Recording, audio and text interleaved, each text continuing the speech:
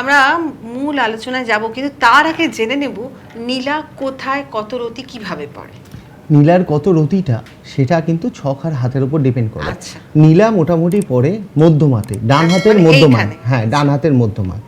এইবার যদি পীতাম্বরী নীলা আমরা পড়াই, সেক্ষেত্রে যদি দেখি বৃহস্পতির জোর বেশি লাগছে, সেক্ষেত্রে আমরা কখনো কখনো তর্জনীটাও বলতে পারি। আচ্ছা, মানে নীলা, এইটা। হ্যাঁ, নীলার জন্য হোয়াইট স্টোন মানে হোয়াইট মেটাল সবচেয়ে বেটার। আচ্ছা। সেই জন্যই আমরা প্রেয়ার করি সিলভার, বা যারা গোল্ড করতে চায় তাহলে White হোয়াইট gold, গোল্ড হ্যাঁ। অথবা প্লাটিনাম, একদম এবং মধ্যমাতেই পড়তে হবে।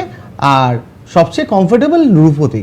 রূপতে বা অসাধারণ। আমরা কিন্তু জেনে নিলাম যে মোটামুটি কোন হাতে কোন নীলাটা পরা যেতে পারে, কতটা সেটা কি কিছু বলা যায়? না, সেটা যতক্ষণ না হাত আর ছকের বিচার হবে ততক্ষণ সেটা বলা সম্ভব না। সেটা কোনো স্টোনের ক্ষেত্রেই নয়, কারণ আপনার বয়স, আপনার গ্রহের কারকতা, আপনার ছকে তার ইমপ্যাক্ট, এই তিনটে যতক্ষণ না দেখা হচ্ছে কি করে বলা হবে?